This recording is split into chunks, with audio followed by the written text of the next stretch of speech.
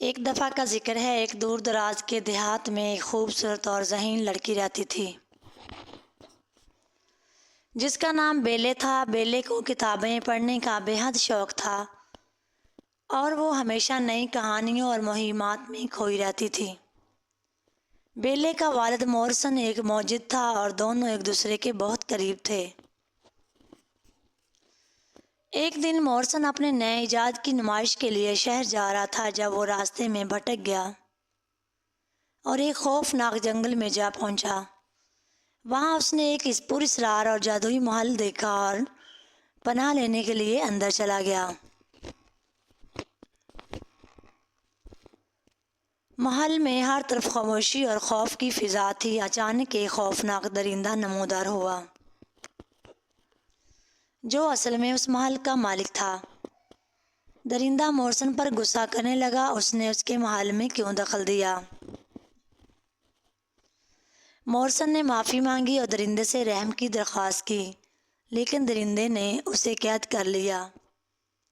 جب بیلے کو اپنے والد کے لاپتہ ہونے کی خبر ملی تو وہ فوراً اپنے والد کی تلاش میں نکلی۔ جنگل میں وہ بھی اس جادوئی محل تک پہنچی اور اپنے والد کو تلاش کرتے ہوئے محل کے اندر چلی گئی۔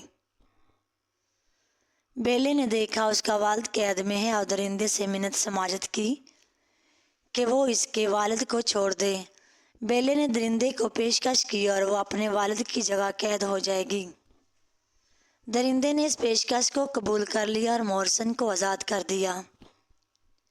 وقت کے ساتھ بیلے نے درندے کو قریب سے جانا اور محسوس کیا کہ اس کے دل میں نرمی اور محبت ہے۔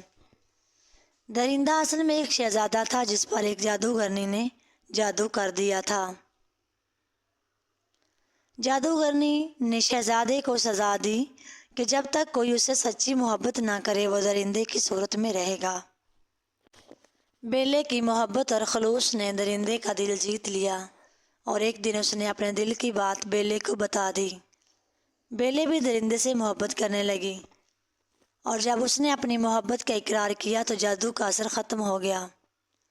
درندہ ایک خوبصورت شہزادے میں بدل گیا اور محل میں دوبارہ خوشیاں لوٹ آئی۔